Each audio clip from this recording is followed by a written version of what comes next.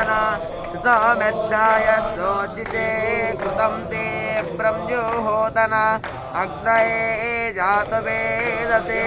तं त्वा समितिभिरङ्गिरो घृतेन वर्धयामसे बृहच्छोचाय विष्ठिया गोमतो वाग्ने हविष्मते कुदाचित् अन्तश्चारते रोचना अस्य प्राणादपानते व्याख्याना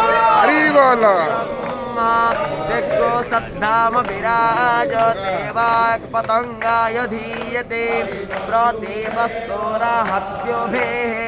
अग्ने ज्योते सन्त्वा वायुमतें प्राणवतें त्रयागस्परगायोपोदधामि भास्वतें अग्निज्योतिर्ज्योतिरग्नि स्वाहा सूर्यो ज्योति सन्त्वा वायुमतें प्राणवतें सजोरातेन्द्रवत्या योषाणो अग्निवेद स्वाहा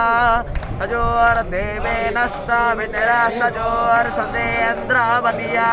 योषाणो सूर्यो वेद स्वाहा यः पृष्टिर्पृष्टिप्रते ददात्यः प्रजाग्नो रामयतो प्रजापतिः हरिः ओम्।